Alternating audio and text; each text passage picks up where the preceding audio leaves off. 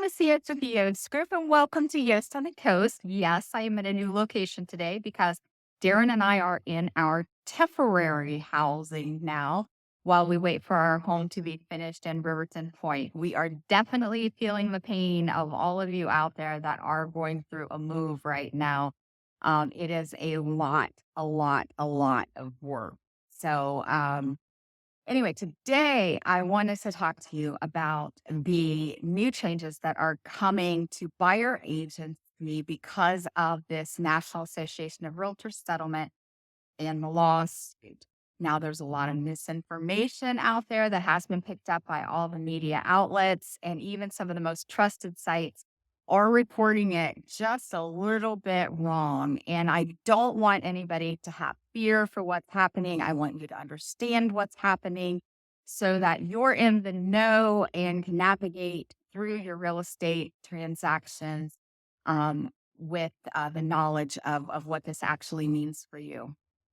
So basically, there was a lawsuit, Barnett Sitzer, and they were saying that it was unfair because the sellers were paying extra commission. They were paying the buyer commission and the seller commission. So it was costing them more money overall. And there were things said about there being fixed commission rate. And there was just basically that it wasn't transparent. And so they were paying fees that they shouldn't be responsible for paying, or they should at least have the choice of paying. And because of the MLS cooperation rules, there really wasn't a whole lot of choice. And basically, the seller's agent shares their commissions with the buyer's agent. And on the MLS, it was listed what that co-broke was going to be. So the buyer's agents always knew exactly what they were going to be paid. In addition, there were a lot of buyer's agents out there that were saying, hey, I work for free. And you don't work for free. The buyer's agent was always paid, but it was paid through compensation agreement through the MLS, and the seller was ultimately paying the fees for that buyer's agent. So this lawsuit has now been settled by most of the parties, and the that are coming to the MLS, just the main thing is that it's going to bring a lot of transparency to how an agent is paid, how a buyer's agent is paid, and there's going to be more protection for the consumer out there, which is all a good thing. And we're very excited about the changes. So, what you can expect to happen in July when these things go into effect is that the MLS will no longer be allowed to advertise to the agents what is going to be given to a buyer's agent. Also, the buyers will be able to negotiate with not only their buyer's agent, but with the sellers to have that buyer's agent's compensation covered. So let's see what that looks like. It's going to be done probably in a seller concession if it's not already listed in the private comments on that agent's listing. So let's say you're selling a house for $500,000 and the seller's agent is being paid 5 bananas. And the buyer's agent also wants 5 bananas. So what would happen is the MLS inside of the private remarks, so that the agent on the other side knows, that it would say seller is offering to pay any buyer's agent that brings a qualified buyer that leads to a successful closing 5 bananas. So in that respect, it doesn't change at all because um, you're going to have it doesn't change at all because it's just going to be listed in a different spot where the money's coming from, what the money is, and that sort of thing. The other thing that will be able to be done is through seller concessions, you will be able to pay a buyer's agent fee. So, say the buyer's agent wants to be paid 5 bananas, the buyer makes an offer to that property, to the owners of that property and says, in the actual contract, seller agrees to pay buyer's agent 5 bananas. So that's how that would work. And from what we understand in the industry right now, that type of seller concession will be handled differently than, say, a closing cost concessions and that sort of thing. Some of those are regulated by the banks and how much you're allowed to do on the loans, for that kind of thing. And from what we understand, that is going to be something separate. Now, if you have a VA loan or an FHA loan, this could be completely different because there are some different regulations, especially with VA loans. And I know that they're working on trying to figure that out, but that part has not yet been figured out. So basically, that's how the buyer's agent will be paid. The third way that they would be paid, it would be if you, the buyer, would pay them directly.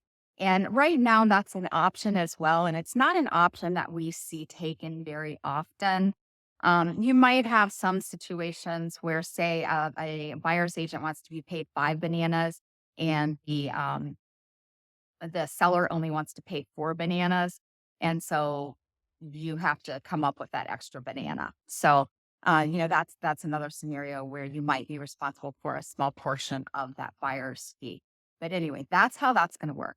But the major, major change that you're going to feel and see more than anything is that we as agents will no longer be allowed to show you properties without a buyer's agreement.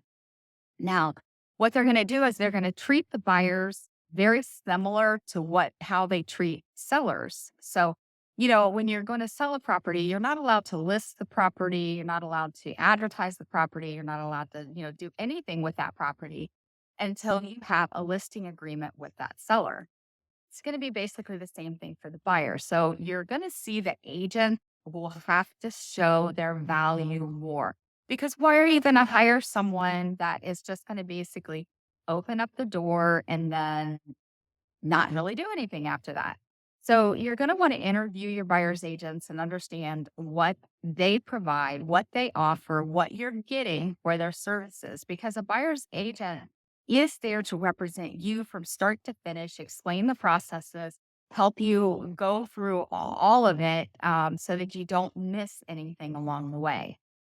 Now, because they are going to require a buyer agency agreement before they can show you any properties, you're going to have two choices as a buyer. You can either interview buyer's agents before you select one, just like if you were listing your house, or you can go into, say you're coming into town and there's only one property you want to see or a couple properties that you want to see, and you're really not sure who you want to hire to be that buyer's agent.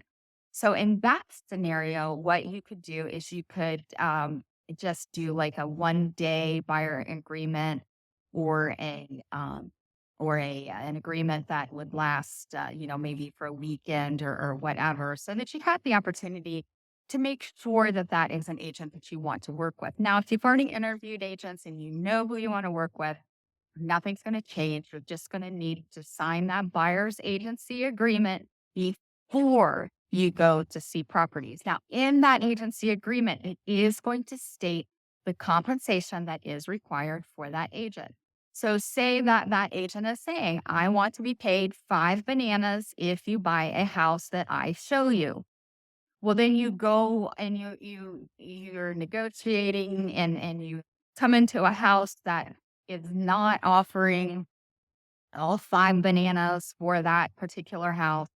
Then you would have the option at that point to either say, you know what, I'm not going to purchase this house. We can't come to an agreement on seller concessions for my buyer's agent fee, or it's the same thing. It's would be it's no different than negotiating. It needs a new roof or it needs a new furnace or whatever. It's just part of the negotiation. And if the negotiations cannot be agreed upon, then that home is not going to be one that you would purchase.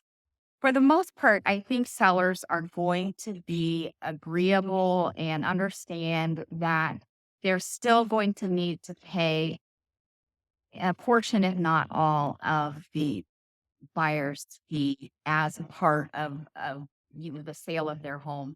That's just going to be it, because buyers aren't going to be able to come up with that extra money in most scenarios. I mean, they've got their down payments, they've got their closing costs, they've got all these other fees, and the last thing in the world that they need to worry about is coming up with another five bananas to pay their agent.